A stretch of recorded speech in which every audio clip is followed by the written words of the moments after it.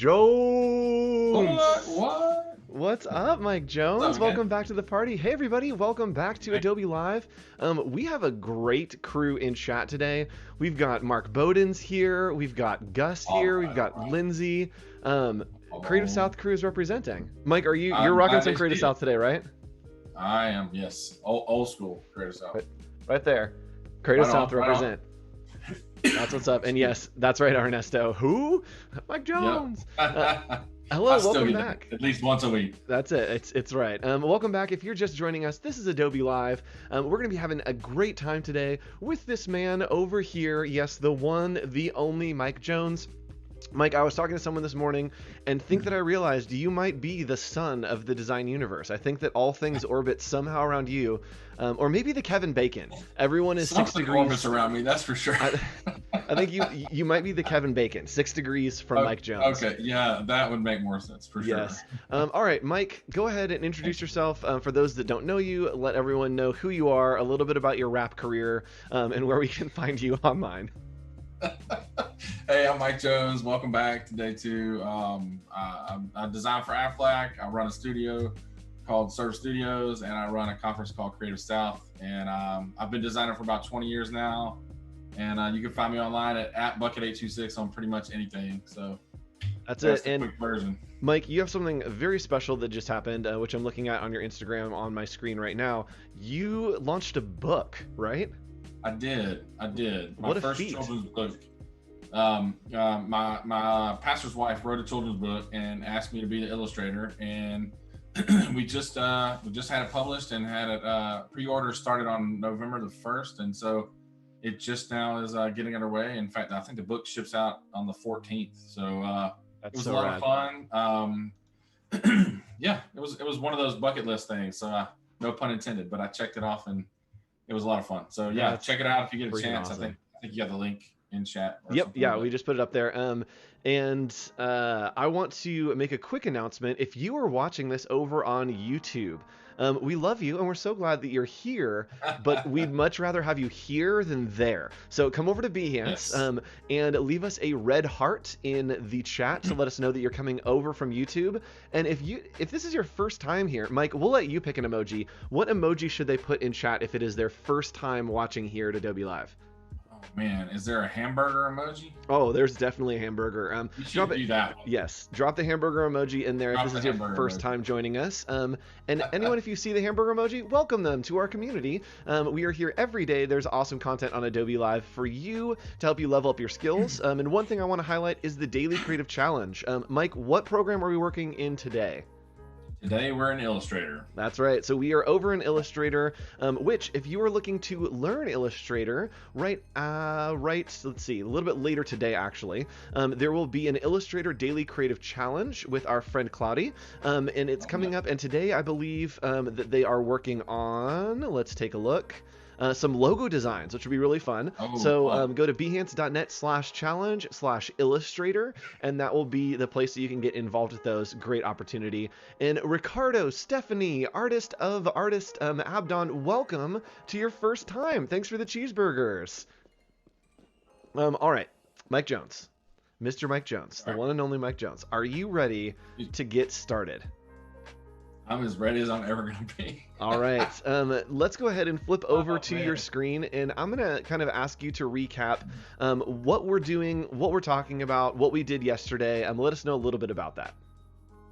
Sure. So yesterday we sketched out a fictitious brand called Ginger Snaps for my buddy Krause's fake coffee shop. And this is what you're looking at now is where we ended up with the sketching process. And we just went over like how I sketch and the way that I think about when I'm building a mark for something or kind of a system for something. And this is where we ended up. We ended up with some hand letter type and some different iconography and just this little badge mark. And I don't know, it was a lot of fun.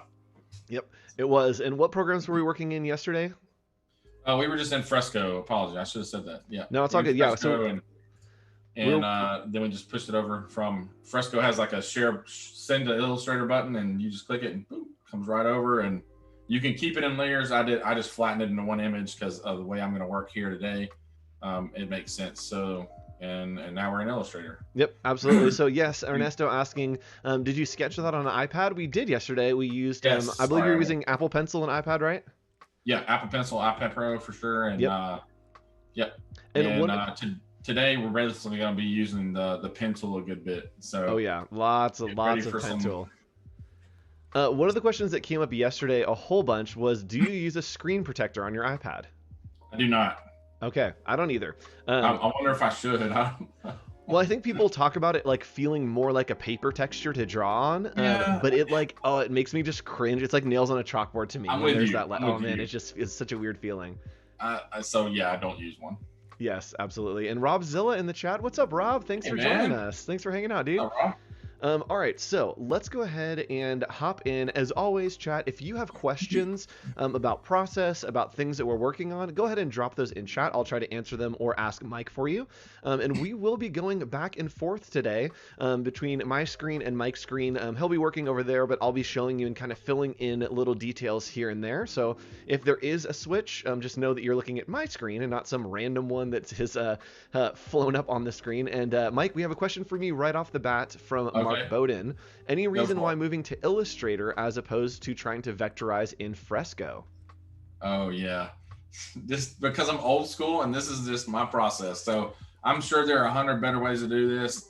In fact, when I'm working, you're probably a lot of you will probably say, "Oh, I don't do it that way." That is completely okay and all right. Everybody's got their own method. This is just the way that I learned how to do it and the way that makes sense to me in my brain. So sketch it one way and then in Illustrator with the pen tool because I feel like I have more control for myself. So Yep. um, yeah, that's why. Yes. And a good question. Will we be saving more often today? No. Nope. That's the process. yes, I Ride or will. For die. this right here, I will. For the other one, the thing about it is, as soon as you click out of Fresco, it auto saves for you. So like I knew that was going to happen, but I did save it. We were going to mess with y'all today and say that it didn't, none of it saved. We're going to start over, but Gone forever. I decided I'm already going to be short on time to make this happen anyway. So All we'll see right, what so happens. let's go ahead and hop in. And today's going to be a lot of pen tool and a lot of kind of type stuff. So let's hop in. And where do we start now that we have this awesome sketch? Awesome. So I'm going to take on my layer here. There's a little drop down, and I'm going to go down here and hit template. And all that's going to do is push it back, the opacity back, and lock the layer. So I'm not moving it around, and it's giving a little bit of transparency for me to work on top of. That's so helpful. That's exactly what I'm going to do. So I'm going to add a new layer, and then I'm just going to get the pen tool, and we're going to zoom in and get started on that type because that's the thing that's going to take me the longest. So I figured let's knock it out first. I've never seen the template of making a layer into a template. I know how to make it into guides, but I've never seen like, oh, it changes the opacity and locks it for you. That's so helpful. Yeah, it's such a good tip to work on when you're doing lettering, especially. Yes. So now that I've got this pen tool, I'm going to do this. It's sort of like the clock method, which is, I don't know if you've ever seen a circle. I learned this from Bob Ewan. You got this circle and you got like this clock, right, with these points. Yep. So that's kind of how I look at every letter now, based off of kind of what he showed me how to do a long time ago. And you definitely can holler at him about that. It's a good method. But all I'm basically going to do here, instead of coming in here and really just, shift clicking and holding and pulling points like that, which I can do, I'm going to try to do a little faster. So I'm basically going to put a point everywhere where I think a ruler point would touch. So let me show you what I'm talking about. If I have my rulers turned on, which I should have done ahead of time. Hello, Amy Hood has joined the chat. What is up? No pressure. Dude, I know, right? It's like, it's a party chat today. I think that man. Amy just finished doing a talk with How at their conference today. Nice. So hope that went well, Amy. Let us know how it turned out. If you guys haven't had a chance to hear Amy and Jen speak, they're incredible speakers, have some great resources, as well as an online course for you if you want to learn more about the business of freelance. So you can check that out. They're friends of the show, friends of Adobe Live. So check it out. Friends of all. And friends awesome. of Creative South too. Yeah, friends of. For sure. They are the friends of friends. They are world's friends. Right.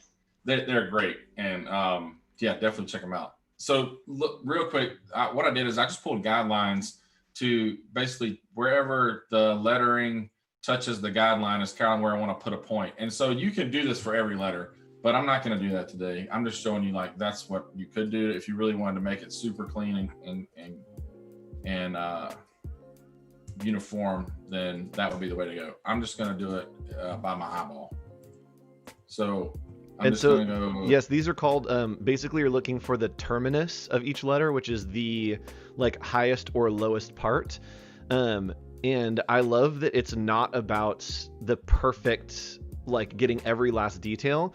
Really what you're just looking for is where are the highest, the lowest, the leftist, and the rightest points basically of each of these letters. And you're just noting those, right? Yeah. Yeah. Sorry, I hit the wrong thing. My bad. And you know, obviously, if you want to make it easier to see, make it a color. But get rid of my guide there, and then so you can highlight this thing and then deselect one of the points. Usually, the point that I deselect is the one that I don't really want both handles pulled on. So now that all of them but one is selected, you can come over here to convert on the right hand side, and there's a convert selected anchor points to smooth.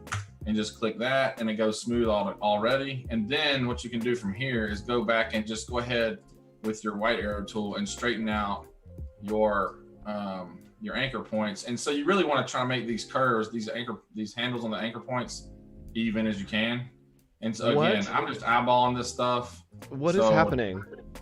Mike, I stopped working. I had a full collapse when you hit that button, and it just like basically made the letter with the curves.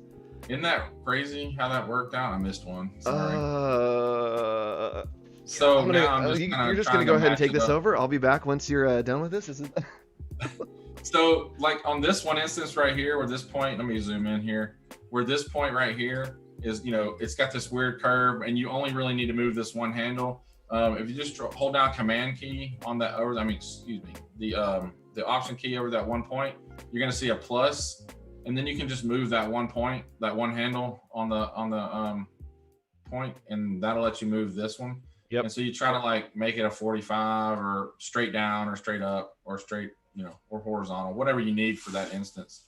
So now I'm just trying to make all my stuff horizontal or perpendicular to make nice curves. And that's kind of how I build the letters. So I don't know if that makes sense, but it makes sense to me.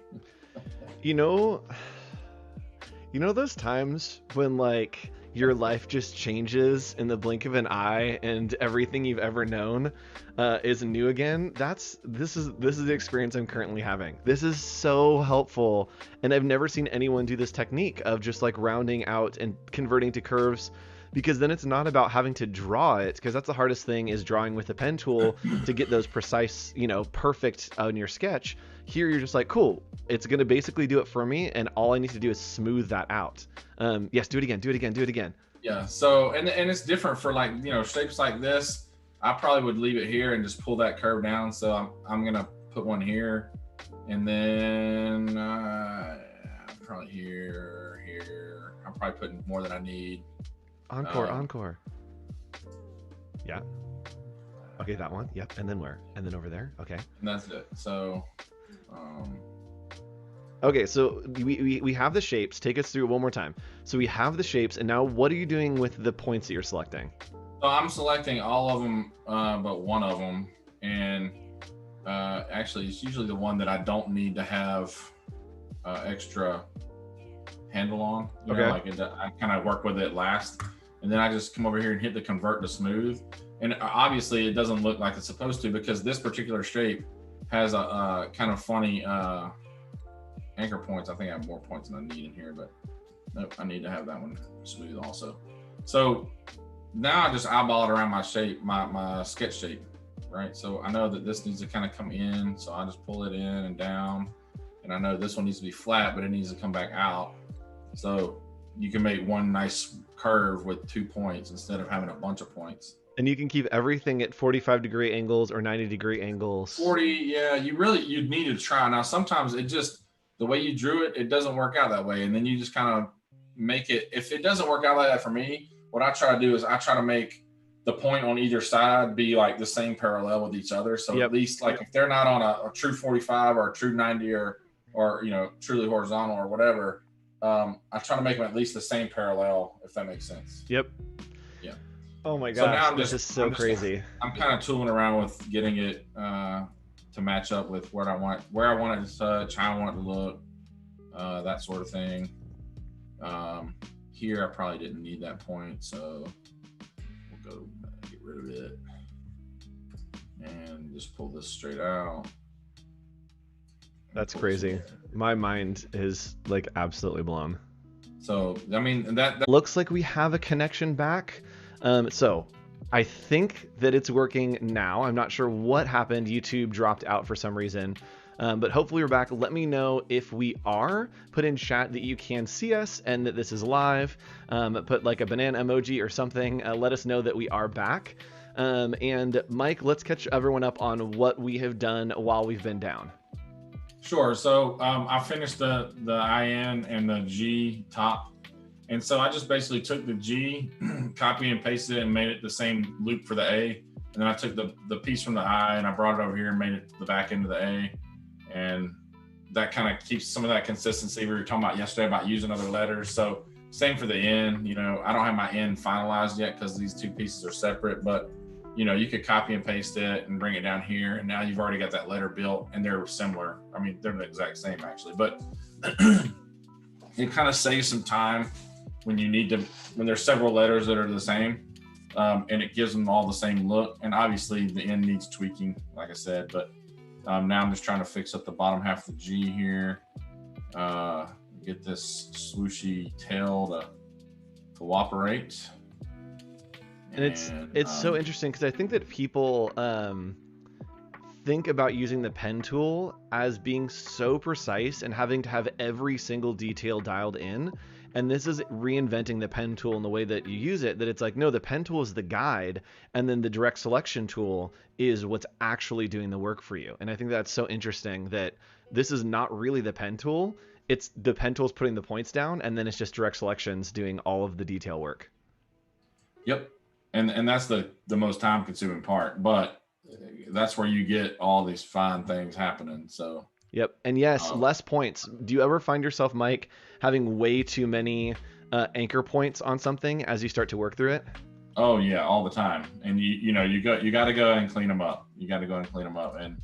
And I have special tools for that, but yeah, there's you should clean them up.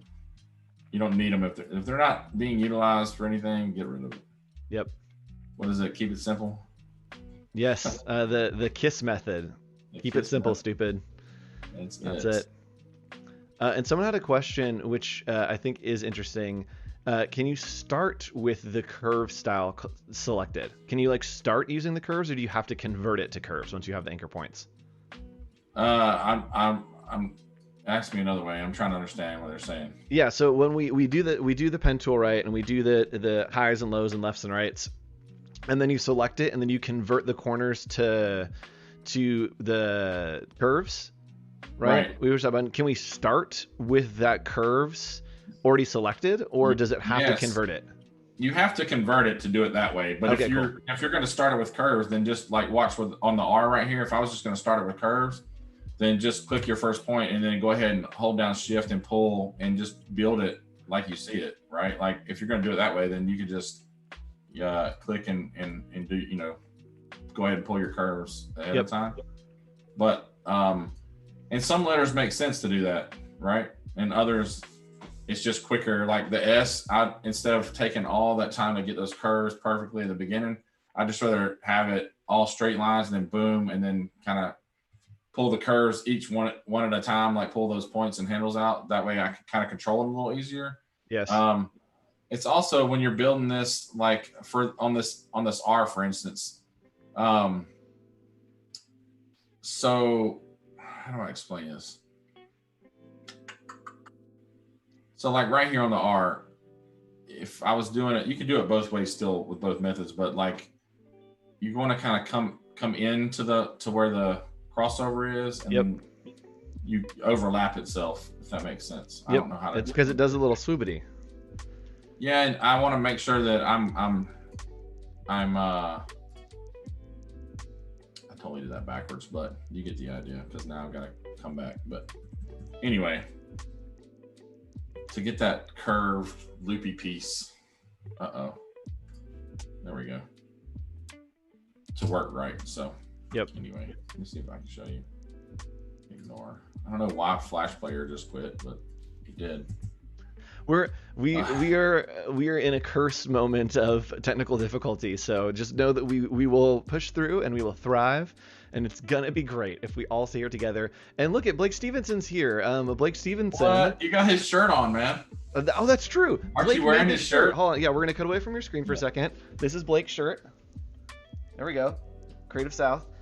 Blake is an incredible, amazing, awesome illustrator, and I'm gonna go ahead and pull up his profile real quick on Instagram. It is jetpacks and roller skates. It's literally like one of my favorite styles. I freaking love his work so much. So if you want to follow along right here, jetpacks and roller skates on Instagram, look at how fun this stuff is. He's been Creative South a couple times, done something called Ink Wars a couple times, and is just an incredible all-around illustrator. So go check him out and go follow him. He's made several of our shirts, actually. Yes, over the years. All right, and a question from Dariel Lorque. I have a question. How can I move anchor points without moving the path? You can use the direct selection tool, which is just A. And if you use V, which is the move tool, that will actually move the whole path. If you just use A and select an anchor point, you can move just that anchor point. So A, it is a little white arrow as opposed to a little black arrow. What's up, Overturf Design in the house? All kinds of friends. And friends, if you are a part of the Creative South family or have been to Creative South, let me know in chat. Let me know a good memory, and maybe we'll have some good stories here. If you haven't and you don't know about Creative South, friends, tell our friends about Creative South, about what it is. It's a conference in Georgia. Mike, what else do people need to know about Creative South?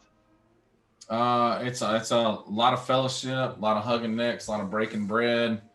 A lot of inspiration and good times, and we want you to leave there feeling like family and like you learned something and you met some cool people, and that's the whole vibe of it. Is like that. And someone had asked, I had said coming in, asked if you guys were ready to hug necks. What's that about, Mike? I know that that's like part of your website, part of your brand is this idea of hugging necks. What is that? What does that mean? Yeah, it's something my grandmother used to say, and my grandparents used to say to us. It's basically just exactly what it sounds like.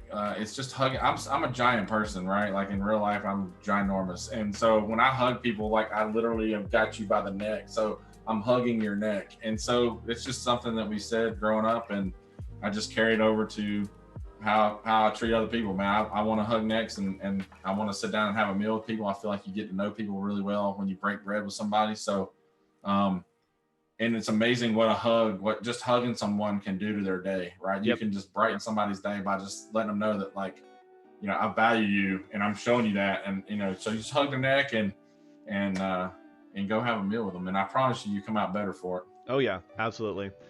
Somebody asked, are you doing each letter individually or following the drawn swoop line of the sketch? I believe we're doing each letter individually, right? Even parts of letters individually. And the reason I'm doing each letter individually is because once I have it built, then I can go and I can actually mess with my kerning with a hand-drawn type, instead of if I just built it all together. I'm kind of stuck with what I've got instead of being able to like shift things left or right the way I need it to kind of really work on my spacing. Because when you're drawing, I mean, everybody writes differently, and a lot of times our letters are too close together or are too spread out. Just depends on, whether you're left-handed, right-handed, whether you're, however you write your letters. And so I know that, like, right now my E is too close, my ER are kind of too close. I need to go out a little bit. So I kind of tried to visually gauge it as I was sketching it. Sometimes you can do it perfectly. Sometimes you got to come back in and fix it. And I hope Bob's not watching this. he's like taking notes, like sending you an email. He's like, dear Mike, I'm gonna get the email. Today. Man, what are you doing? I'm like, look, I'm not a letterer. Let's just get that straight, right? I just use it as part of my arsenal to build things. So I don't claim to be a professional letterer by any means. I just like I said, I use it in my designs, and I think it's important to know what letter forms look like and how they're built, and to be able to use them in a design is something I think is important. So yep, and we got about an hour here left. So today we're going to get these vectors down. We are also going to try to work on the hand and then pair it with some type today. So we're going to try to get all those things done. We have about an hour-ish left, and so we're going to truck on through today. If you have questions, as always, keep them coming. But one of the stories that came up in chat from Creative South Stories was the story when we had a few hundred people in the room, and I decided to make everyone crack their knuckles at the same time. Best time ever. Time. That was the instant I knew you needed to host the show. I like had to hear it. And it's the most disgusting sound you ever. Oh, here, let's do this. Let's see if this works. I'm going to pause the music. I'm going to turn up my gain and see if we can just have a moment. This is going to be so triggering. All right, hold on. Tell me when. Here we go. All right, 3, 2, 1. Oh. But imagine that with like 400 people in the room. Yes, imagine that, but like better. That just felt better. So. Yeah, that felt weird. Feel good now. My hands feel good. Yeah, I feel ready. And yes, in just over an hour, we will be going to Daily Creative Challenges. So make sure you join that and submit. And oh, chat didn't like that at all. No. So you want us to do it again? Yeah, I'll do my neck next. We'll do like a little crack neck thing. That's gonna be hilarious. I don't like this, so push this out. There we go. Anyway, all of this is trial and error. Getting it like you want it. Yep, and that's it's great to watch the process, because I think a lot of people think like, oh, there's one way that you do this and this is the way that you do it, and like there's no right way. Like it kind of just happens, and you just go. That's it. So, and it's usually wrong until it's suddenly not. That's the real secret. Is like it's never right. It's just wrong until it's not wrong.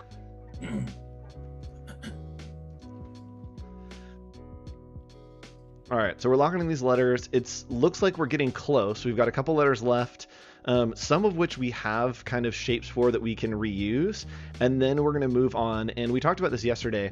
We're not drawing all of the type on its own, right?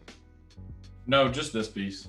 That's right. So just this piece, and then some of the other pieces, we're going to pull in some typefaces, experiment, try to pair with it to make sure that we have the same story, the same letter forms, the same kind of style to make sure that it all goes together.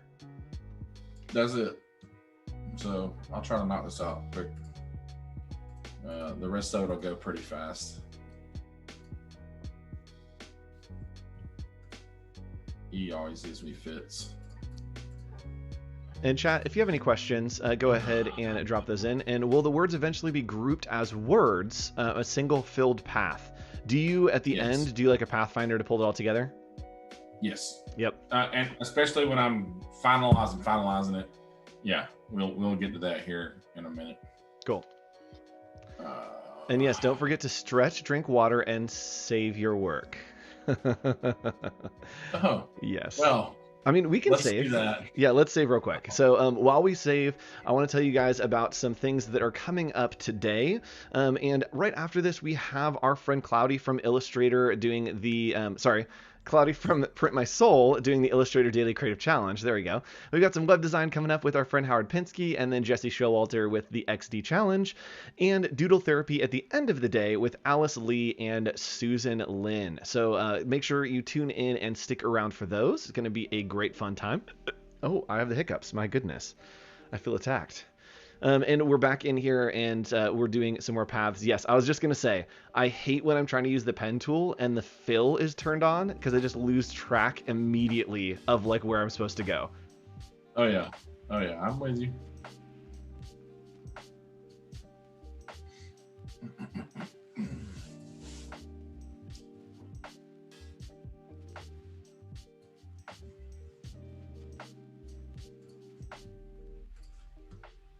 And so the R here, it looks like you're overlapping some paths, and so you're kind of like swishing and swooping, right? That it's not about following the shape per se, it's about following the like idea of where that line is going. Yeah, and so the way that I was taught to do it was you do that because that way, if you want to come back and move, like if this point was right here, right? Let me zoom in on that. Like if this point, if I had just cut it and stopped it and then started another point, and then I had to move something, I'd have to go back and adjust everything. But if I come into the shape and come back and over, then you can adjust this curve and not have to worry about messing with the curve below it. Yep, it's about it being able to still control the vertical and the horizontal. There you go. Yep. And much better said than Lance said. Sometimes you just need someone to repeat it. A great question from our friend Lost Rest. When setting up a file for branding design, do you consider any particular settings, preferences, or parameters? No, sir. Yep. I honestly swapped over to like Essentials Classic before we started, so all my menus felt right. Yep. I will always like set up Illustrator how I like it and all of the like preferences and settings, and then I'll end up just resetting it and being like, okay, wait, how do I usually work? And I have to like reset. And then setting up for print files, usually I just give options that I have different scales. So I'll have a scale. It's like, here's the vector, here's the PNG, here's the JPEG at 300 DPI, here's a PDF, and export all of those for the client so they have a good smattering of files. But I don't think that there's really like a standard to that. If Amy or Jen Hood is still in the chat, they probably have a better answer for that than I do, but I usually just cater to what I think the client will need.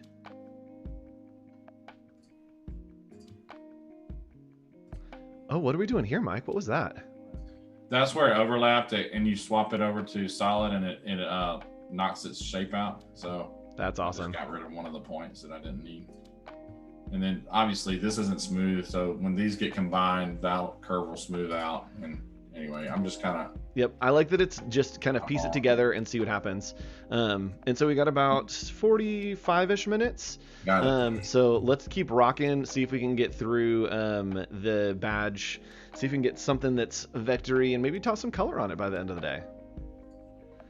Ooh, this S is going to be so fun using that technique. So again, we're only doing the top, the left, the right, and the bottom of where those points hit. And it's so interesting to see that it's got like this weird Tim Burton curve thing going on. But when we convert it into curves instead of points, or instead of angles, I guess, it's going to smooth all that out. Ooh, I'm so excited. At least we hope it's going to... We hope so. Yes, this is like that TikTok where like they put different colors into paint and then you try to guess what the final color is going to be. It's like that like you're putting in all the anchor points and then I'm waiting and guessing what it's going to look like at the end. Okay, so we've got a whole bunch of anchor points. They're at edges. All right, I'm guessing that it's going to be rounded. It's going to be swoopy and it's going to be unique, but like still have a little bit of a Snapple vibe. Yes. Oh, that's so cool. There we go. That's so cool. And it's awesome to see, right, that it is so wonky right now, but we know that it will be easy to fix that wonkiness because we have the points in the right place. All we need to do is what you're doing. Change those points to be vertical, 90 degrees, up and down, and then just augment where they're going to. Yeah, make sure your paths are, your handles are kind of as even as you can make them.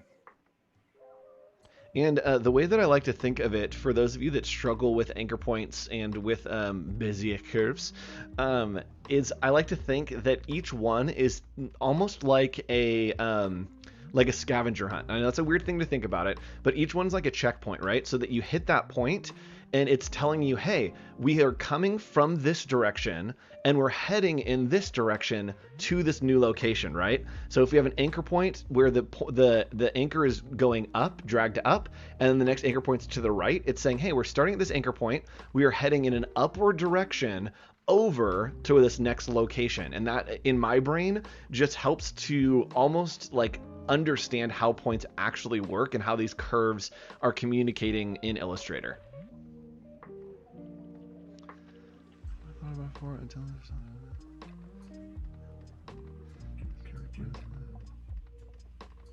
Oh yes, guide. Mike, do you work with guides and grids and like snapping and all that stuff ever, or do you kind of just free flow?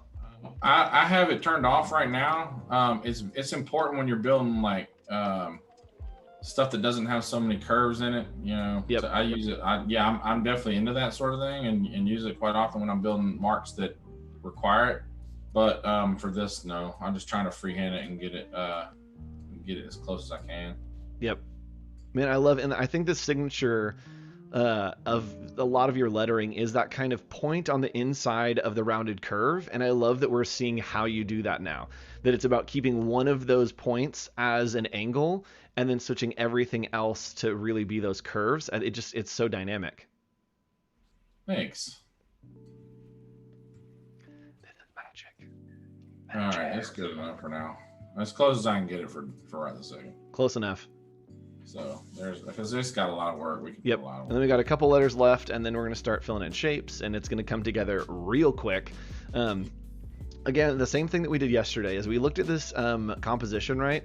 And we started to think about what are the priorities of what we need to do. And first up is the lettering. It's the biggest thing. And after the lettering, I guess we're going to go to the hand next, probably, Mike, right? Yep. Yep. So we'll go to the hand, and then from there, we'll start adding in some of the supplementary pieces, like the borders, some of the extra type. That's all stuff that kind of just scales in priority. So when you're working on something, don't try to do it all at the same time. Focus on what your priorities are. This looks like such a terrible shape, and it just brings me so much joy to know that this is actually going to look really cool. Thank you. Like, just right now, it's just like, wait, what is this? It is bad, that's for sure. Again, it's a time. But we're gonna hit the curves, and it's gonna be like, boom, look at this. It's so good now. Like, it looks like a brush pen. That's so crazy.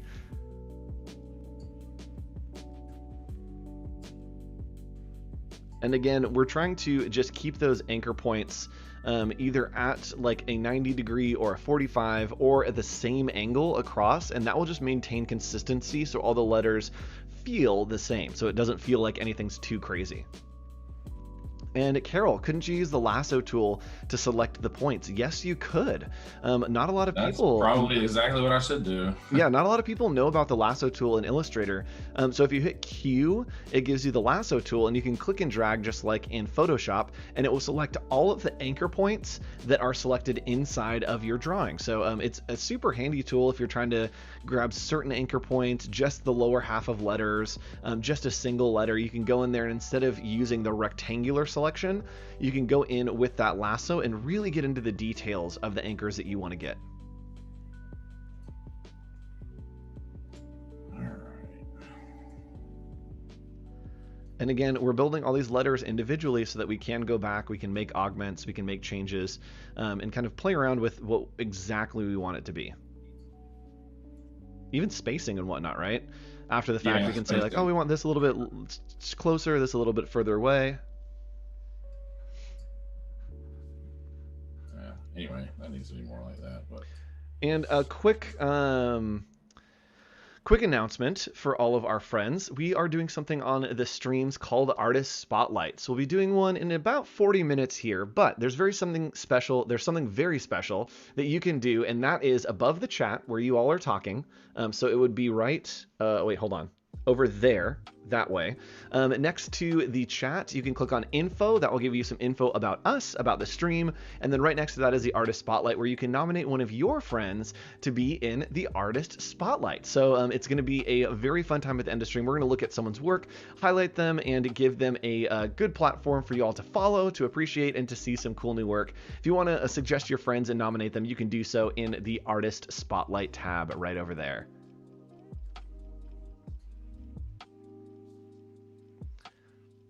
It's looking nice and bubbly. This letter it always reminds me of almost like a balloon animal somehow. That like it's been like inflated. There are letters that have somehow been inflated. Well, no, and normally I would point that. I would point this S at the top. Ooh. But I like the way we tied it back into the bubbliness of the whole piece. All right, let me get this P done, and we'll get the rest of it. Boom, we're down to the last letter. So this is how it works, right? We've talked about that there's a process that you kind of just have to keep trucking through. This has been a lot of ditch digging, right? That yesterday was a lot of the creative process, a lot of the ideation, experimenting, the laying out the blueprints, right? That's usually the fun part. Today's a lot of ditch digging, right? We have to lay down a lot of anchor points. We have to make it a thing. And then eventually we're going to circle back into the fun part of playing with colors, trying to play with compositions, all of that. But right now we have to, start building the building before we can start decorating it. There's that, and I will try to get to that here in the next 5 minutes. Sweet. And our friends in chat are saying that we need to go back and watch him do the sketch. Yes, I believe that you can scroll down below this video. Scroll down there and find the episode from yesterday, our part 1. We were working in Fresco on iPad, and we sketched this pretty much freehand, and then brought it over into Illustrator today. So if you want to watch that, you can. The recap, I believe, is floating down below us, or if you pause this video, it will pop up as the second suggested video. We'll have Julia first, and then the second suggested should be the episode from yesterday. So if you want to bookmark that, you can do that right now. Absolutely. Man, I love how terrible these shapes look until they round out, and then they just look so good. Did you have to like train your brain to work differently when you discovered and like learned this method? Because it is a very different way of using the pen tool. Because it looks like a hot mess until you hit that curve button. Yep. I should have used the lasso tool. That's such a good idea. I got to remember to do that. It's one of those things. I appreciate that suggestion. I just don't want to. I never think about it. Yep, I think that it's one of the tools that people just associate with Photoshop so much that they don't like realize that it's in Illustrator, or that it like how it works in Illustrator, because it is very different for how it works in Photoshop, but it's so powerful. I use it when I'm doing like really heavy vector textures. I grab it and I can select like just the area of texture that I want and then pull it out. And it's just so helpful for not having to go in and like, yeah, I can do a texture around, right? I'll do like a rectangle texture around a bunch of lettering, and then use the lasso tool to go just outside of the lettering and delete the rest of the texture. So it looks like the texture is just coming off the edges of the lettering. And the only way I've found to do that is using that lasso tool to just go right around the edge of those letters to give it that nice stampy feel. That's really cool tip, man. I have to try that. It's fun. It will destroy your computer at times when you're working with a lot of texture in there, but there have been a lot of improvements. I remember a couple years ago, I would try to do some texturing techniques that I do now, and my computer would just catch on fire. And now they've done so many improvements to being able to handle the anchor points, the speed, the processing, to where now I'm like, cool, I very rarely am like putting everything on overload with my textures. I'm usually hitting a good zone where I'm like, yeah, it handles it fine now, which is super helpful to me, because I'd rather do textures and stuff in Illustrator than Photoshop. And so I almost fully made that conversion over into just working on type in Illustrator and not hopping over to Photoshop anymore. In Jancy Holmes, watching from Lincoln, UK. Thank you. What's up? Yeah, thanks for hanging out with us. We are worldwide today. Let me know where in the world y'all are watching from. I am in Southern California. Mike, where are you right now? I'm in Georgia. That's right. So we are here. We are across the U.S. pretty much. So where else are we going? Anyone from... Let's see, we usually have people from Africa, from Brazil, anyone in India. Let us know where you are. Let us know if there's anybody in Egypt. I think that'd be fun. We've had one person, I think, in Egypt before. All right, so we got some letters swooping together here. And again, can we, once we're done with this, sorry, I'm getting ahead of myself. No, you're good. I'm listening. Friends from Argentina. We've got the UK, Washington, D.C., right. Mark Bowden's in Bermuda. We all know that. Okay, so can we center this and just zoom in on the letters here? And I want to show everyone something real quick. So we zoom in on these letters, and check this out. What we can do is you can hit Control or Command Y, and watch what happens. We'll be able to see all of the individual pieces of these letters, right? So that's changed it to outline mode. So you can see in there the outlines of each of these letters. And Mike, we talked about this. Why are we making them like individual pieces like they are? What's the point of that? It's so I can edit them how I need to edit them, right? So like, for instance, if I need to move my ER over, now I can have control of one or both. Yep. Right? And I don't have to go in and and bust the letters out and then move them and then reconnect them. Like I can move what I need to move while they're all still separated. Yep, absolutely. So yeah, I just wanted to show you guys what the outlines, and so if you hit the Command Control Y, that takes you into outline mode, which shows you all of the outlines of your paths, so that it doesn't look like it's all together. You can actually see the pieces that are making this up.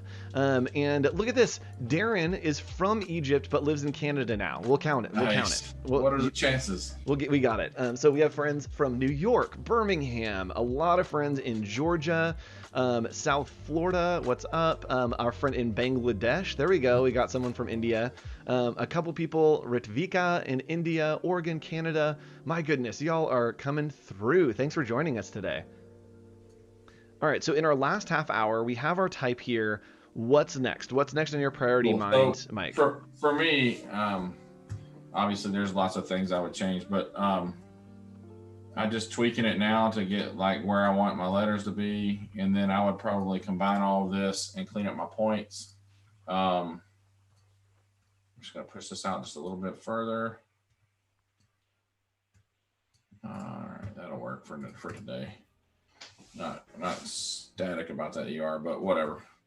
So I'll just group that, right? And now it's all together, even though it's all separate. And then, so if I want to still move it while it's grouped, you just double click into it and you can still do all that. Turn back on my base layer. And now I'm going to go ahead and just build, I think I'm just going to build the shape. Sweet. And again, are we going to use the same technique of like rounding the curves for the hand, or are we going to try to just draw it? For that, I'm probably going to do lines and then use there's a tool that tapers your lines. The width tool. Yep. Name's just out of my head. Got it. And there we go. We got somebody from Brazil. Juratima, where are you from? Juratima, I believe that you're in India. I feel like. Let me know where you're from, Juratima. Juratima is one of our friends who's always in the streams, always in the challenges. So thanks for joining us. A little late, but we're here. So that counts. Still counts. We'll get you full credit. Just gonna try to match the stroke up. And we talked about this yesterday. Mike, what are we doing here with this shape? So I'm just I'm putting an inside stroke on the shape, and then I'm going to oh man, I just moved my green screen. Sorry. Oh, you're fine. No, you're good. Okay. You're still cropped. Okay, good. So I'm just taking this rectangle, and I'm going to I'm building the bad shape behind it. So I just built a rectangle, added a inline. Stroke. A stroke to the inside. Thank you. Yep. Goodness gracious. I've never had to talk this much and work at the same time. Yep. It's weird because now when I don't talk when I work, I get stressed. I'm like, wait, what am I doing? I should be talking. Oh, no, I'm not. Okay. So a weird thing about me is I, on any of my number stuff, like my weights or my opacities or whatever, I work in numbers that add up to the number 8. So everything's like based off of that. They have to add up to 8, which is the number for renewal and rebirth and refresh and stuff. Love it. So I just do that, and it always works out for me for the most part. So like, for instance, like this line weight is 35 for the weight of the stroke, if that makes sense. Yep. Which it's always a good. Wait, it's at 35. Yes. 32. This was 35. Well, it was 35. Sorry. Now it's 35. Well, if we're going by 8s. Wait, did you say you go by 8s? Oh, yes, it's 3 and 5 Got it. 8. Got right? it. Okay, So, I was trying to figure that out. 8, 17, 26, 35, 44, 53, 62, Got 71. it. Yep. Yeah. Got it. Cool. So this is how I work on all my numbers. I don't know why. This is how I do it. But sorry, keep going. Yeah, no worries. So I'm just going to get this shape going and just kind of eyeball where it needs to be. And we're just using simple shapes here, trying to create something complex. If you look at it, it really is a rectangle, a circle, and then 4 other little circles kind of cut out. That's it. And so we're just piecing together those simple shapes. That is it. So I just will, I just bust that out and get rid of the pieces. I know there's I know I can use the tool for that. This is just how I do it. Yep, You there's guys the do shape whatever builder works for tool, you. which I have not mastered. I know that Amy and Jen Hood have been learning and mastering it, and I watch their streams, and I'm like, what the heck? The shape builder tool Yeah. is super powerful. It's one of those things that, like you said, it's not a part of my workflow, and so to incorporate something new into my workflow, sometimes they're amazing tools that will slow me down until I understand it better, and so I need to take time to practice. That's not in the middle of a project.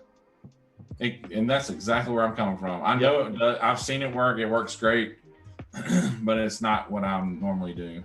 Yep. So what I'm doing is I'm just putting that center point, guide point on the tip of the rectangle with the curved top on both sides.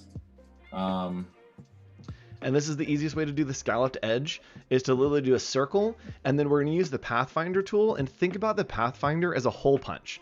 It's going to take whatever the top shape is and hole punch it out of the bottom shape, right? So we're taking these circles and making it a hole punch, and the paper is that shape, and then we're going to click and punch out the top object from the bottom one. Yes, and instead of doing that like one at a time, I'll highlight all of these.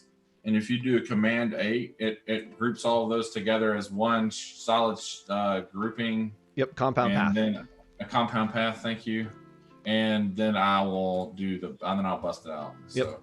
So it's the top object is getting punched out of the bottom. We had some extras. I love when that happens. That, like, yeah, you do something and you're like, oh, there's extra things just here. So I don't know. I don't like that. But I think it looks great. I like it. It'll do. And then we'll build a hand now. Do the hand. Cool. We got about a half hour, so we're going good on time. Let's just go ahead and get all this built then. There's my coffee bean. And again, everything is simple shapes. It looks like when we did the sketch that everything was so free-form and unique, but it's all simple shapes. It is all simple shapes. Oh, Veljko, I believe, watching from Serbia. That's awesome. Nice. Welcome to the party. That's cool. And can you round the edges of that shape now? I think that maybe we can explore that once we get the other basics built. Oh, yeah. Because that may be interesting to round it out just a little bit. I agree with you on that. That's a good call. Good call. Chat, if you ever have suggestions or if you ever have questions, drop them in chat. We are watching, we are listening, we are reading, and we love to incorporate your chats into our pieces. 12. What's that? 12. That's my only exception to the number rule. That feels right. Yeah. Well, I mean, in theory, 12 I got nothing. How do I make 12 into 8? It's the only one that is my exception to my number rule is the number 12 because it adds up to 3. Here's how it is. Okay. Trinity. Okay, so we start with 12. Right, so 12 is the number, and we like to use the number 8. So we take 8, and then 12 is also 1 and 2, which is 1/2, and 1/2 of 8 is 4. And when we put that together, then we have 8 and 4 makes 12. Right. That's how we do it. So I'll go with that theory. That works. Whoa! Oh man, that was all over. I'm just expanding that line. And I'm just going to center this on itself. Yep, and expanding lines, everyone, it just takes it from being a path with a stroke on it into being a shape. So now it's basically a weird rectangle, but it is a shape. And so, Mike, here, instead of filling in the actual like shape of those lines, we're going to do a stroke with this, right? Yeah, I am going to go ahead and do this quickly with the same method of just kind of getting my curves like I want it. Cool. But then I'm not going to do it for all of it. I'm just going to kind of terminate it here. There we go. And hit escape. And then I'm going to go back to this one and come back this way. Because I want my, well, I guess there's so many ways you could build this, right? There really are. So it's true, and none of them are wrong. There are just so many options. They're not wrong, but they're just like, I could think of 5 different ways to build this hand, and they would all be correct. Yep. So I'm going to do it same as I did the letters for just this outside piece, just to get my curves right. Yep. And we talk about this all the time, that when you're watching these streams, hopefully you are learning things, but the majority of the time, someone will do it differently than you, and that doesn't mean that you're doing it wrong. It just means that you do it different. And that's the fun thing about creativity, is you can do things a million different ways and it still Yep. works and looks right, as long as it works for you. 100%. And I like it because in the next stream I watched, I'll be, oh man, I never would have thought I'd do it that way, but that works so cool. I might work better than my method, and I'll want to pick it up, and Yep. try it on my next project. Oh, I've been so terrible at lettering, and I want to try lettering now using that technique, because I understand the terminals and how to build letters like with the points, but I've always been bad at the lettering and creating like the line widths. And now that I see how easy it is, like I totally want to give it a try and see if I can do lettering. You can 100%. Good luck, everyone. Can do what I just did. This isn't hard or super special. It's just a method, and it's something that someone taught me, and I don't know, I think it works for the way I build. So go ahead and get that stroke bumped up to let's do 17, feels right. And then and again, we're just trying to keep those consistent line weights, and so I like that line weight also kind of corresponds to some of the strokes in the letters. Yeah, it's pretty close. Yep. So Robert Durant has a question for us. When you build the shapes, do you think about what you might need to do with it later, either moving it here or reusing it in other artwork? Yes, that's why that's why I build it as separate. So, we're building the hand and we might group some things together, but at the end of the day, they're not like combined. They're just grouped together. So if I need to bust out the hand without anything else, then I can just go grab it and move it to something else and use it for another asset, as another asset in some other piece of artwork. Yep.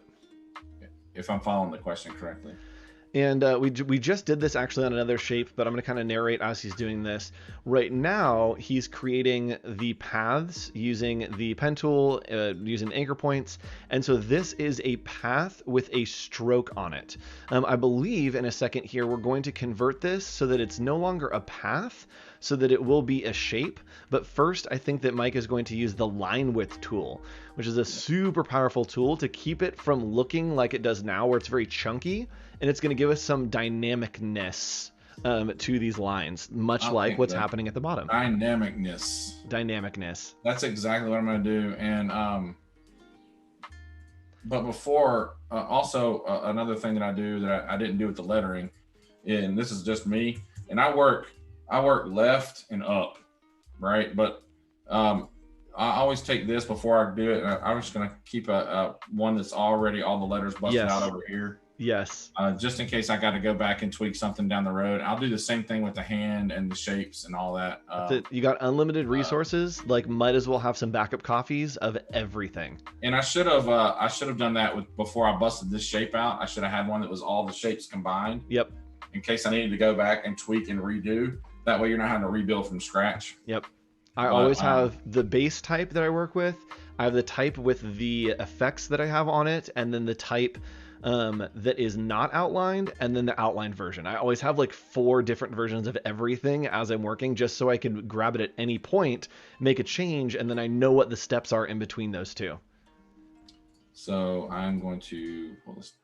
And yes, line width tool is one of the best. I agree. And then grab it, and then you just basically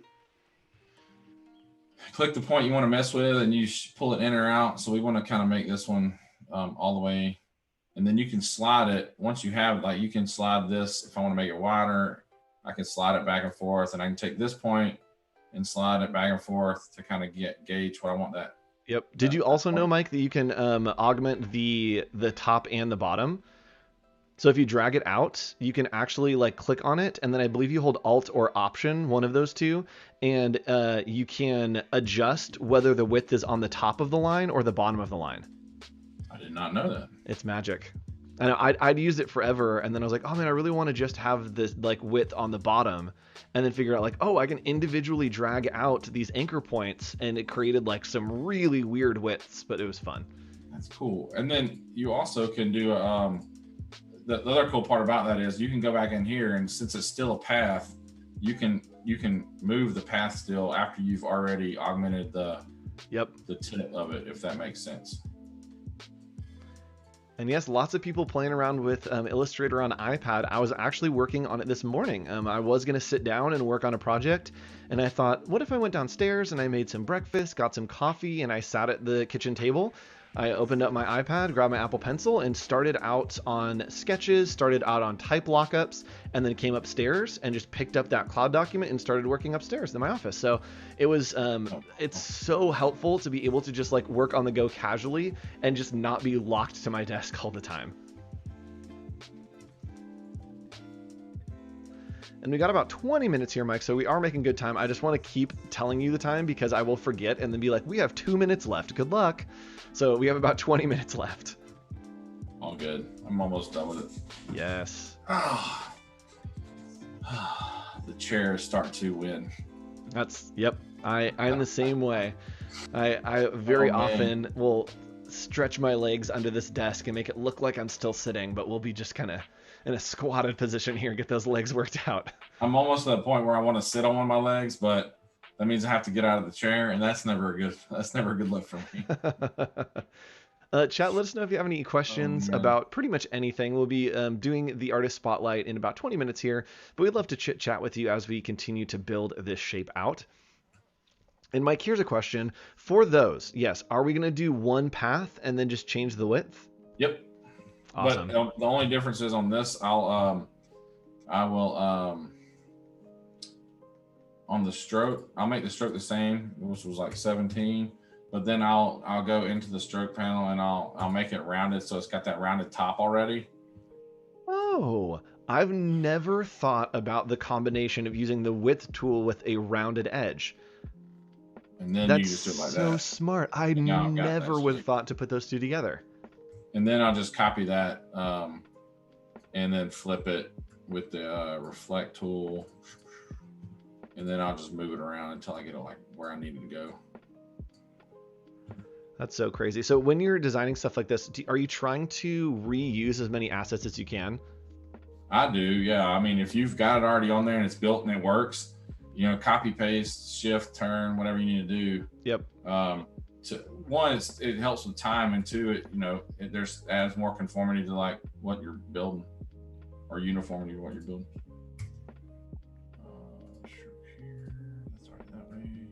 My goodness, I just yawned and hiccuped at the same time, and I felt like my body exploded.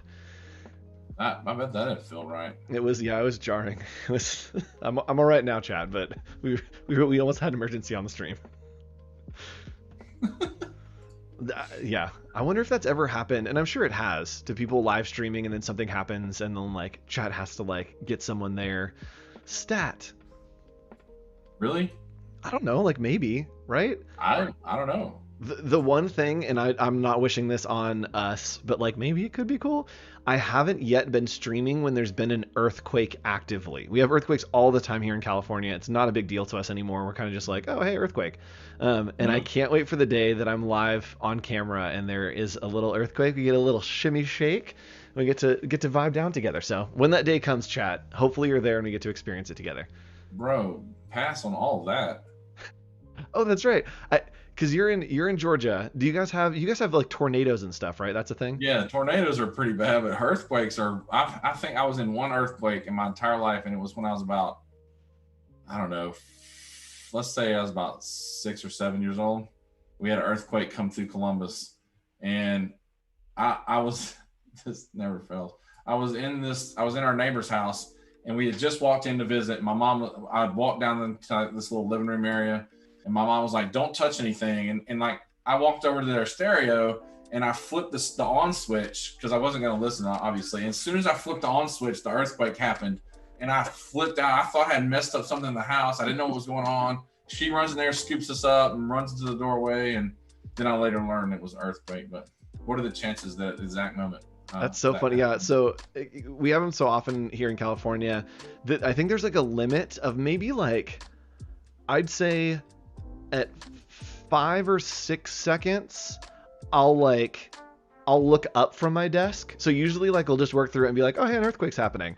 If it keeps going like 5 or 6 seconds, I'll usually look up to be like, okay, do I need to get out of the house? And then if it continues, the furthest I've gotten is like standing up. Like I've never quite made it to like, I need to get in the doorway or like get outside. Usually it's just like, oh, cool, earthquake. All right, I should probably get outside. And then I go to stand up and I'm like, oh, okay, it's done.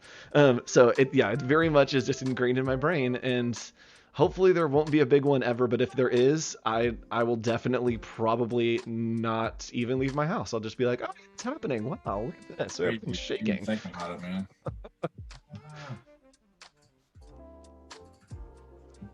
All right, so we have the paths. Are we going to keep those paths or are we going to outline them? That's what we're doing right now. So, yeah, so we're taking those paths and now they are shapes. And now it's combined into one deal. So now it's the whole hand. And I think that size looks good. Oh yeah, volcanoes. Does anybody live anywhere that has volcanoes? That would be, I wouldn't want a volcano.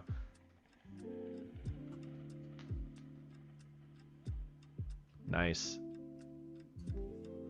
So the reason that we're doing that is so that if at the end of this we need to put something behind it, everything is a shape, everything is see-through, we can move things, we can print things, and it will kind of just be easier to work with in the future.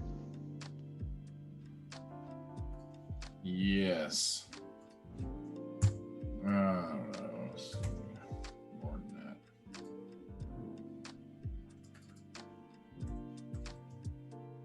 There we go.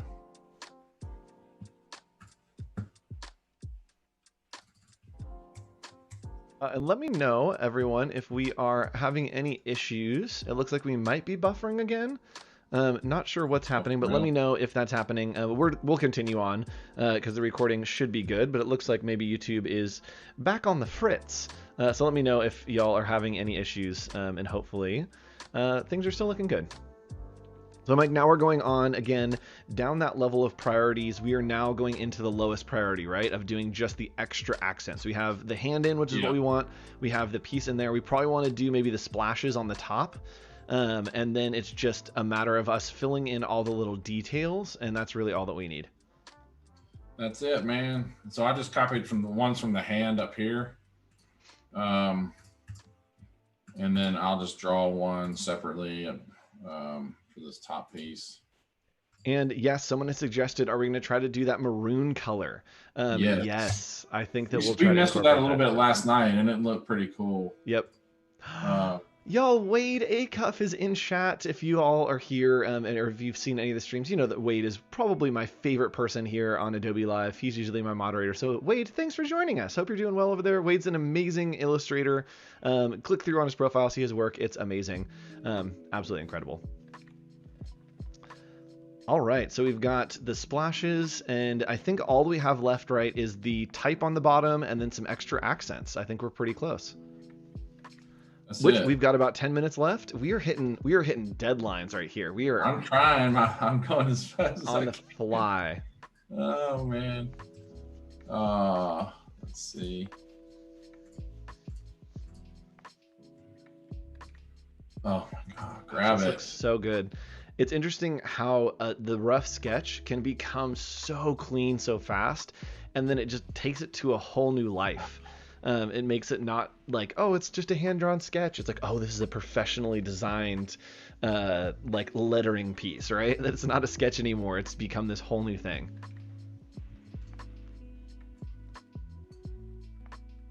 Yeah, I thought I had double ups.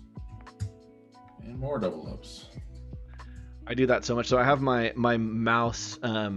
It has a side scroll wheel on it. Here, I'll hold it up so see if you guys can see it. So it has this side scroll wheel over here, and I can map whatever shortcuts and hotkeys I want to the different buttons on my mouse.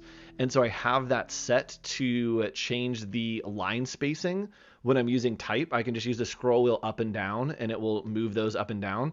But it also is the hotkey for making a copy of an object. And so if I hit it with an object selected, it just makes a bunch of copies of it. And it's really helpful when I'm using type, but when I'm on shapes, it just becomes a total nightmare. And Robzilla's pushing for a day 3. Day 3, Mike Jones. That's it. We need to do a full week of Mike Jones. That's it. Just straight up Mike Jones week. There we go.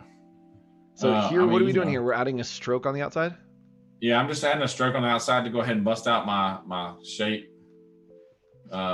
So And do you have a preference between doing the stroke like that or doing like an offset path, or does either really work for you? Well, for this particular thing, the stroke works fine. Yep. If I wanted something like on this shape in here, when I needed another shape that was exactly like it, if you try to do that, it doesn't work as well. So you really have to have an offset path. You really make the shapes are exactly the same, and it really fits inside of it. So that's an instance where I would use it over this, where I just want something that's on the outside where I'm just trying to bust out another shape. Yep. Because all I'm gonna do here is once I've got it kind of like I want it, I'm just gonna expand that appearance and make it one solid, and then I'll do the same for this shape out here. Yep. I already have a copy of it, and go ahead and expand that appearance, and then I can go ahead and check this out too. Bust it out. Yep. And I'll get rid of all these little extras. I was gonna say, yeah. So if you ever do that and you have those little extras, what I like to do is select that shape and then go to Object, Compound Path, and Release, and it will release that object, and then you can just delete. So go to Object. Sure. Compound Path, and then Release. Oh, sorry, just with the letter bubble. There we go. And from there, we'll release it, and now you can just use the Pathfinder and join all that together. Or you can, yeah, I mean, you can copy and paste, but when it does that selection, it will have all the pieces selected. So undo a couple times. Oh, undo. Yep. Okay. Well, go forward one more time. Redo. You should see. Okay, now there we go, right there. Now just hit the Pathfinder and join all that together. So because it's no longer a compound path, all of those are shapes, and because they overlap, cool. That's a cool tip. Yep, it just gets rid of all that extra little pieces. And I was trying to use her lasso method, and that was going to work out real well. So. That was going to get really interesting really quickly. And so because I've got two of those shapes in here, I'm going to go ahead and do this one too. Yep. And expand it. And then I will go ahead and make this into a compound path. Command 8 or Control 8. Yep. Command 8. And then I'm going to go ahead and bust this out of both of them. And then I'll come in here and get rid of all my little bits that don't need to be there. And so now that has, it lets my text overlap. And actually, you know what, guys, let me do this one more time. Sorry. And it keeps the curves. That's the big thing, is I think a lot of people will do like just cut lines horizontally or at sharp angles, and doing this of offsetting the path or doing the stroke allows it to have like the gradual curve that actually follows those letters, which is what we want. But before you do that, make sure everything's centered like you want it. That's so true. Right. And so I'll group stuff that needs to be centered like this, and then I'll group I'll group these two together. And then I'll just grab all that and then center it. And now it's kind of a truer center. And then I'll come over here and bust this out. That way everything's more in line. Yep. And if you guys want to connect or follow Mike, you can do so right here on Behance with the link that Cody just dropped, or you can hop on over here, Bucket826 on pretty much all social media is where that is. So yes, you can do that. All right, Mike, back to you. Oh, you're good. I'm just taking this circle up here and just bringing it out. I'm going to bust this out too. Whoops. So if that happens, for those of you watching, and it like gets a weird piece of something that you're like, oh man, it didn't quite get everything that I wanted when I try to subtract or add those, usually it's because you're missing some sort of compound path. So a lot of times it will just cut out one of the lines, not all of the lines. It's because usually when working with the Pathfinder, everything needs to be compound paths. So if you have an issue, try that first, make everything a compound path, and then try again, because that's usually the problem that I see people run into. And if you've already made it into a compound path and you've already busted it out, and then you got to realize you got to go bust out something else. If you select it, there's a piece down, like on this instance, this bottom part of the badge wasn't going to get cut out by that top shape, but because there's a gap, it'll mess you up. So you really need to make it a compound path again. Yep. So it doesn't do that. And then what was the font called? Train. Train. Third rail, the one that I was using. Third rail. Third rail, yeah. So we have some Let's supplementary type in there. We're going to try to use one of my fonts. We may show you at the end of the stream another way to look for fonts. But right now, this is a font that I made a while back for a project that was making a coffee shop that was basically an old train station. So we felt like maybe this could work, right? And we'll come back if this doesn't work and show you some other ways to find type. But we are going to show off this project, then we're going to do the artist highlight, and then maybe come back and kind of wrap things back. And yes, Command 8 is how do you make a compound path, or you can select the objects, go to Object, Compound Path, and Make. Nice. And those of you asking, where do you find part 1 of this session? Scroll down. It's down there below us. Or just pause this video and it will pop up in the suggested. Let's go.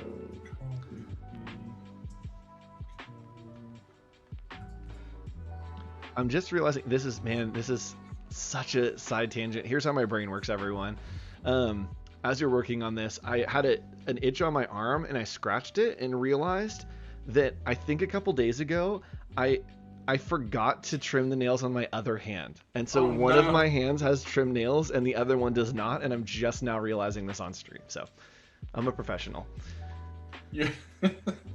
So here, Mike, what he's doing is he is doing warp. Warp filters are very, very powerful to add curves, to add different dimension to typography. Here, super easy to make that curve. You simply are going to do arc, and that is in object, envelope, distort, and warp, or effects, distort, and warp as well. It's in there. Yeah, I always go effect, warp, and then pick one. Yep. And then it brings up that other box, and you can choose several from there if you're not familiar with what they look like. And then I'll size this down just a little bit. Sweet. And so that's looking better than I thought it was going to. I thought it wasn't going to vibe right, but it's fitting pretty well. Yeah, the trick is how to get the stack O out of that letter, out of that typography. So I'm just going to copy this and get me pull this off the artboard. So I have an extra one. Same here. In case I want to use different typography in a minute. Yep. I'm going to go ahead and bust these out and make them paths by expanding them. I didn't do both. Sorry. You know what we could do with that? What you got? Oh, we could squish the vertical of the O and then raise the baseline and then put the dot underneath it. Yes, that is a fantastic. And that way it stays live so that we can still change it if we need to. But that way, yeah, we can squishity squish. You're saying squish it top to bottom? Yes. Yeah, so squish top to bottom. And I'm actually going to pull a version over onto my screen. So you keep working there, and I'm going to do another way to possibly do that and see if it works on my screen as well. Do I have my own font installed on my computer? Yes. Okay, good. So you keep going there so many times. Oh, man. All right, so you have outlined it, correct? I did up here, but what I mean, down here I did for sure. But what I'm doing here is I'm go ahead and having another version that's flat. Cool. I'm gonna do it flat and then curve it because it'd be easier to work with. I agree. Yep. So what you can do is leave that, undo that, go back to that being live text, and select just the O at the end there, and then bring up your type panel. And over there on the right, you can adjust the vertical and horizontal scaling of that, I believe. And you should be able to squish. There we go. It's down there. Yep. So where the letter is with the arrows, down below that, right there. The T with the arrows up and down next to it. One base up. One base up. There we go. That one. Yep. Yep. Dope. So that way, so squish it down. And then bring it up. And then bring the baseline up. Yeah, exactly like that. And that way it stays live. So if you need to, you can still augment it. But that way you're not having to like mess with as many shapes. It's still keeping the intensity of the actual letter. And then just add. There's a reason that they make you a host for these things. I've learned through mistakes. I mean, come on, dude. You got it. You know the stuff. That's for dang sure. I definitely want to do a show, and it wouldn't actually be as entertaining as it sounds, to where we try to design something, but like I'm just blindfolded and have to describe like what you need to do and test my knowledge of like menus and shapes and how to like augment things. And that's what Design in the Dark kind of started as, and it's turned to something else. But I think it'd be so fun to be like, all right, not seeing what they're working on and not being able to see Illustrator, what can we coach into just from memory? There we go. Nice. We got the little code there. And we have a couple minutes. We'll do the artist spotlight right once we get this coffee in there. We've laid it out flat, and then we're going to do the warp to this. Make sure you grab the extra dot in there too, Mike. Good call. Thank you, sir. I'm on it. And I'm just going to go ahead and bust it out for the heck of busting it out. Boom. And if you guys like the idea of designing something kind of on the fly, next Monday, come back for a show called Design in the Dark. It is a show where we create a Mad Lib, and you, chat, get to fill in the Mad Lib, and then we use that as our creative brief live. And we have our friend Simone Wilder is going to be on next Monday and Tuesday, I believe at 2:30. She's just completed lettering work for SNL. She did some work for Joe Biden. She's an incredible artist, and she'll be coming on with a creative brief that has a whole bunch of blanks that you fill in, and then we have an hour to meet the challenge. So set your calendars, 2:30 p.m. Pacific time next Monday and Tuesday. We'll have our friend Simone Wilder on. It's gonna be a great time.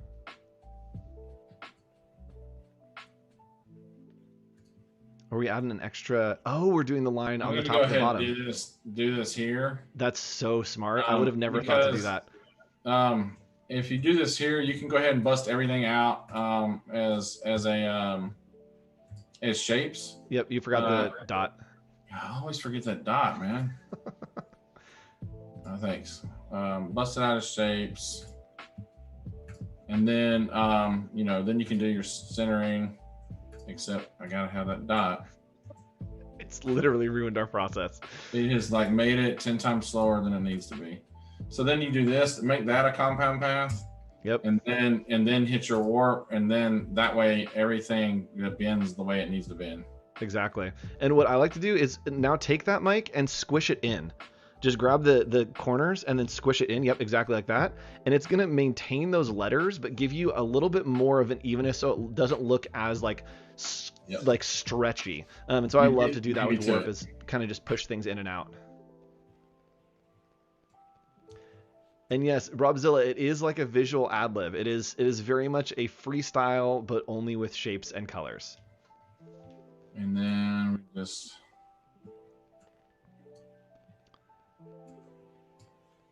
Yes, and yeah, I think we might need to get Robzilla on Design in the Dark at some point next year. I think that we are getting renewed into next year, so we'll see what actually happens with that. But if we do, we definitely need to get Robzilla up to the challenge and see if he can handle the pressure. All right, Mike, we do have to hop over into the artist spotlight. We will come back to this though, and you can keep working on this while I intro the artist spotlight. So in the background, frenzy away, and I'm going to transition over into our artist spotlight for the day. Each day we highlight someone here on the stream during Adobe Live. We show their work, their amazing stuff that they've done, and Shahar, if you want to, I believe maybe Wade or someone can drop a link for you for the next episode of Design in the Dark. I think that it is on the schedule, so it should be there. It's next Monday, and I'll remind you if you tune in any other time throughout the week, or follow along on social media. You can follow me at hawk.co, all spelled out, all letters, and I'll be posting about that.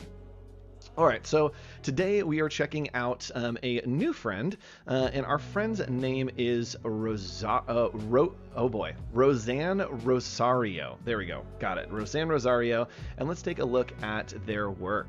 So this work is super fun, and we're going to see a lot of stuff that looks like it's maybe children's clothing is kind of the zone that it exists in. It's gorgeous, beautiful, very fun.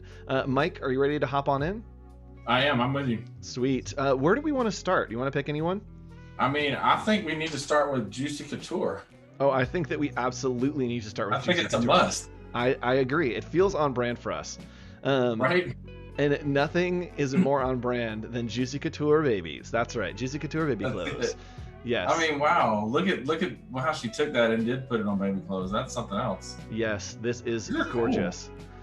So I love the diversity here. We talked about this a little bit yesterday, is not just showing that you can do one thing, that you can take that thing and augment it into a bunch of things, right? So we have an idea of like a swatch, and then that idea has been applied in so many different ways on each of these. Yeah, she really pulled from like, okay, I'm just going to go pinks and golds with black, and then I'm going to take that and put, well, what does that look like reversed out on whites, on grays, pulling in rainbow. I don't know. She pulled it all together from that one pattern. Yep. And I love the exploration. This is where I really think that people who understand like how branding works and how to expand things into a visual language, like this juicy piece that is the hearts kind of pattern. I love that it's become a pattern on the pants. It's a pattern on a hoodie, but then it also is incorporated into the shirt, right? That we have this kind of like pattern in the colors that it just augments and becomes a whole bunch of different things out of one thing. It is definitely puts all of it in one collection. It feels like a collection of clothes instead of I made this one onesie or I made this one jeans jacket or whatever. It's like, no, here's a whole collection, a whole line for their baby line. Yep. And I also love, I don't think that I see this a lot in designers. They will note things on there. And I actually really love on here that it has like embroidery with silver lurex and 3D tassel trim, right? That it's not just like, oh, you get the idea that like they're tassels, that they're actually noting, hey, this is actually something special, that it's unique, that there's something that I can't represent really in the design that's going to be a textural element. I love that they describe that, even talking about sequins. Yeah, and think about it, though, she's probably doing that too, to say somebody gets the deck and she's not able to explain that to them. There's a written notation of like, this is what I'm telling you that this is supposed to look like, or how it's going to be made. So it could be for that reason also, is just informational for the end user that doesn't have her there presenting. Yep. And since we're moving into fall, so it is finally cold here in Southern California. It is like our first cold day. I have a sweater right next to me. Nice. I have jeans. I'm so happy and ready. Let's move into the Kohl's first fall moments and take a look at this work. Okay. Oh, it's so cute. Oh my gosh. It is so cute. I love this work. And I also love that these are becoming basically spec sheets. I like that we've got the reference numbers so that it's easy for sending this off to a printer for them to be able to see like, what are we doing here and what is going where. Oh my gosh. Bigger. My old person eyesight is and this is such a different thing to look at, right? We look at a lot of branding, a lot of logos, and I love that this is such a different zone of design, that it's a full build out. It's showing these mock-ups, but not for the sake of like, look at these mock-ups, but for the sake of like, this is how it works together. Everything from the individual pieces to here's how they hang. Here's the order that like they're displayed in. This is so good. It's like Kohl's version of Oshkosh. Yes, it's like it is like an Oshkosh like. She didn't have to stay on Kohl's brand, right? Like, yeah, it's Kohl's, but it's their kid line, right? At least that's how I'm looking at it. And she got to just say, okay, I'm gonna have fun with it, and she did that. Yes, and I love the color schemes of the presentation shift with the color schemes of the clothes. Right? That like your backgrounds and the details, that it's not just the bubbles on this. It's got that like gingham pattern kind of around the outside. I love that. That's gingham, right? With the crossing. Okay, cool. That's what I thought. All right, so let's hop in and look at a couple more. Let's do the licensed brands, because I think that would be fun to take a look at. Yes. Oh wow. Okay. This reminds me so much of like a vintage piece that I would find like in my brain. This is a long hoodie that like my mom got when she went to Disneyland when she was a kid, and she's just like had it since then. But Like, this is also something I could see buying in the Disney store now yes, and rocking under a blazer even to a meeting. Like you could have fun with that as a designer. You would wear this if you're yes. into Disney stuff. It's like the perfect, and that's what I love about a lot of this like Disney stuff is it's so nostalgic. And if you hit a zone, like you don't know when it was made. It looks like it was kind of just made at some point. And I love that with some of this licensed stuff. And then again, oh, Winnie the Pooh, some of the textural elements and expanding it beyond just like here's the character into, oh, here's so much more, that it's the character, it's the patterns, it's how all this goes together. Oh I yeah. love that. I love the Tweety Bird with Sylvester's the shadow, Yes. the Yeah. ominous shadow behind him, but it's just the shadow. And there's Yes. nothing, you know exactly who the character. These are really good. These are really good. Little Dora the Explorer. Bienvenidos. Oh man, I need to do a Dora Explorer stream. I don't know why I haven't done that. That would be so much fun. Was it Swiper No Swiping or something? Yes. And someone said, what did someone say? Any fan of Reboot? Reboot Forever. I don't know what this is, but someone's excited about it, so let's click on it. Fan art I created for internet publishing that was then printed in a fan art book called Reboot Forever, also uncolored comic illustrations. Oh, so this is some illustration work. I love being able to see. Yeah, and what's your opinion on this? What's your opinion on putting personal projects in your portfolios? I think it's a must. I think, I always tell people, post the kind of work you want to get, right? Like Vaughn told me that a long time ago. And if you want to get into this kind of style of illustration, or you want to just showcase another skill set, yeah, post it. I mean, it's just another part of your arsenal that people get to see that they might not normally see. And I think people like seeing. Sometimes they might see her work and go, okay, well, this is what she builds. She builds a lot of like children's clothes and children's line and that sort of thing. And then they get down here and they're like, oh, wait a minute, this is completely different. But she's got that skill set too to showcase. I would show it. Yep. And always, like, if you don't have a bunch of pieces in your portfolio when you're starting out, go do those personal projects. Go build a pie logo for your grandma. Yes. And whether she makes pies or not, make it up, turn it into something like today. Like, this isn't an actual coffee company, but we're having fun with it and we're making it up. And then I'm going to have it printed on an apron for my buddy. Why not? That we'll force him to wear. Yep, exactly. Let's hop over to the Absorba. And we've got about 10 minutes left, so we're going to do this, and then we're going to go back and do a recap of kind of all the things and maybe toss some color onto that logo. I will try my best. This is another great example of taking different elements and then kind of just slamming them together. We've got the unicorns, but they kind of incorporate the hearts. We've got the rainbows that are also incorporated from the unicorns into the rainbows, that it's all these different pieces kind of coming together. Oh my gosh, the freaking alligators and the little geckos. How cute are those? I want that as a grown-up onesie. Yes. I would wear this as like a button-up shirt. Pajamas. Yes. I'd run around in that. 100%. These are great. These are great. These are so fun. I mean, the tag for all the colors for every pattern, it works really well. Oh, little dinosaurs. Oh, little baby dino. Oh, little cherry. The turtle butterfly one is awesome. I like those colorways. Can we incorporate baby stuff into every review that we do, please? It just makes it so much easier to review things when it's for a baby. I mean, everybody loves kids. Everybody loves kids. All right, cool. So let's go ahead and hop back. Thanks. If you guys want to follow again, Rosanne Rosario, I believe that we can maybe drop a link into chat and one of our mods if you want to check that out and follow along. Mike, let's hop back in and take a look at where we are, where we've been, and maybe toss some color onto this logo. I will try my best to toss color onto this logo. Good luck, everybody. And thank you so much for that. So where we are and where we've been, let's see. Where we are is we're like 90% close to being done. I need to go back to my layers palette. Sorry. Oh, it's already open. Sorry, there we go. Turn that off so we can see it. This is kind of where we are right now. Clean. With where we came from scratch a little bit ago. Obviously, we didn't build the coffee mug. I don't know if I end up putting it in now that I see how strong that hand is. I might actually leave the coffee mug out or do something else down here, like maybe a triangle badge that had like information about the city it's located in or something. I might put something else down here.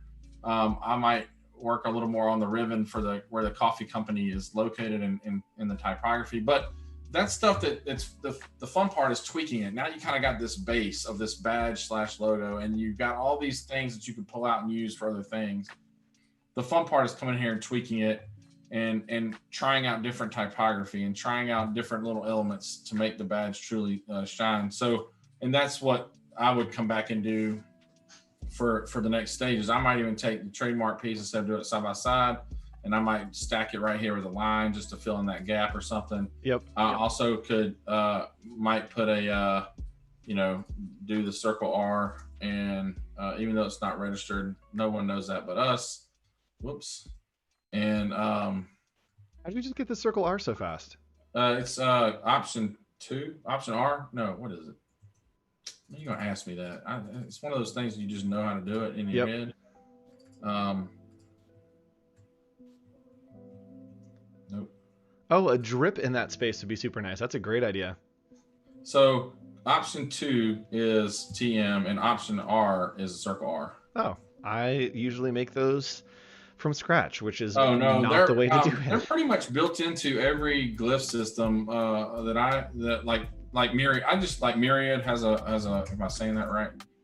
Yeah. Yep. Like just regular Myriad font, the base one that always kind of sits there. Yep. Has a pretty decent looking one that's not all magic. Looks like I made it, but anyway. Yeah, let's drop some color on here and see if we can get a. I'm trying to avoid that at all. Yeah, that's right. I'm kidding. No, we don't let you off the hook here. I knew you wouldn't. Not on this show. So you can put it here, you can put it whatever. But anyway, fill in the gap. All right, color. So thankfully we kept our shape. Yep. Because we will just utilize that to put some color in here.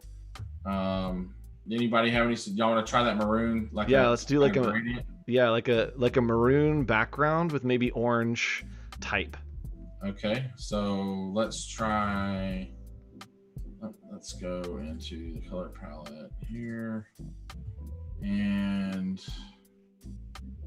I don't know, something like this color maroon. Like, I don't know, maroon is different for people. Like maroon to me is more like that. Yeah, I think it's a little bit off the screen. Can you drag it more toward the center? Yeah, there you go. Yes, that's like a maroon. Yeah, I'd say that's maroon. Or y'all want a little more dark? Ooh, that feels good. Okay. Yeah, so that's a good maroon. That color palette into our. Sorry, I got to move you off of here. I'm looking at your face. All right, so that's there, and then you're saying some kind of orange color. Yeah, maybe like a goldy kind of orange. Rocky says could be interesting. What's up, Ronnie? So I just take that, leave it where it is located, and then just drag this down into that same color profile. See if we can get kind of here. So maybe something even more orangey, more like. Ooh, yeah, like that. Yeah, like right between gold and orange. That's gonna be a nice contrast. Very Cavaliers, right? Cleveland Cavaliers. That's our colors. That would be a thing. Yeah. Yes. I got a sports thing. So we'll make that maroon. Rocky's dropping hex codes in chat. Yes. Thanks, bro. Rocky's on it, dude. All right, so it looks like we missed something there, and that is just punching that out. We want to make sure that if we do drop a color behind it, everything is a compound path so we can see through. Now we're going to try to put maybe some of that gold color on there and see if the contrast is right, if it pops enough, and if this is going to look good. There's some bright, super bright. Can we do a stroke on that in the red and see if we can like keep it outside of that shape so it stays one shape but then like has the nice extra redness on it? Yeah, man. Let's go with my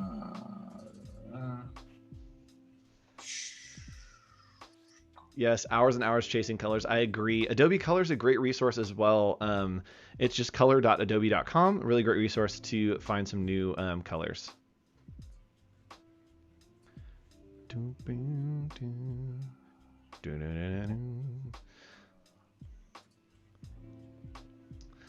Release and then Pathfinder. Such a good tip, man. Dude, it's so helpful.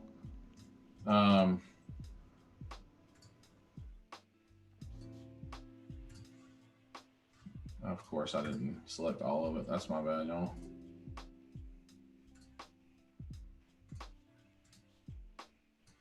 Paste it back. That's rad. We need to shoot. It's looking good, y'all. Oh yes, Robzilla. Pro tip is the capture app. I agree. Adobe Capture on your phone is so clutch when it comes through to kind of grabbing stuff and pulling it through.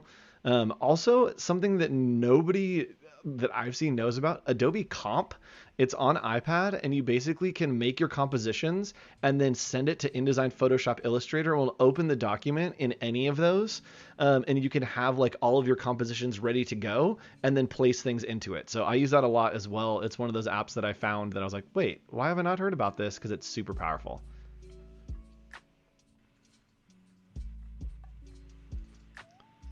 Nice. It's a different color. There we go. And yes, it does look so great with that stroke. Oh yeah. Yes. You know, there's lots of stuff like this. I would probably figure out how to get rid of where that line makes sense. Like there's little things we can do to really make this stand out. Probably take that and make that the same color as that.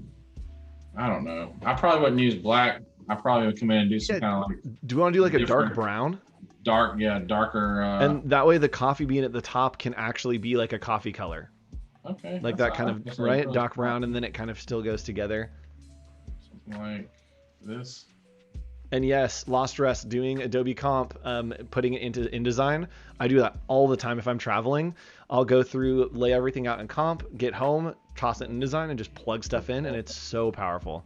And change it to brown. That brown is a little too brown. Yes. Oh, it feels so warm and delicious. It's like cinnamon.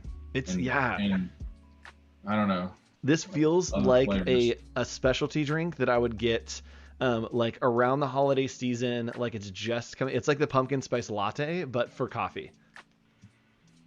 So I think I might actually. I would probably take just something like this, to see what it looked like, and pull that here, and then send it behind it to. Come on, go for real. Just forget it. Boom. Just so it busts out there, but I don't know. Like I don't like the white line, but I don't have a solution for that yet. Yeah. And then I would probably make these not brown. I would probably make these yellow. I don't know. I mean, literally, you can color this 10 million ways to Sunday, and it's gonna look different every time.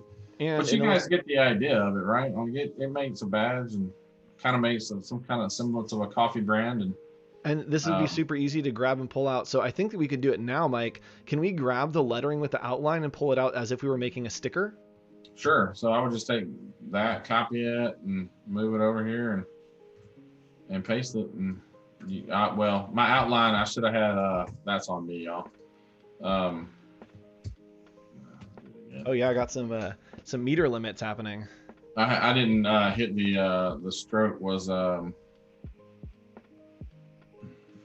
Excuse me. The stroke was not set to have rounded corners. That's what I'm trying to say. And so with those extras, so Mike, see those little extra. Oh, never mind. You fixed it. Yeah, that's what I'm saying. Like I didn't have it set to rounded corners earlier. Yep. And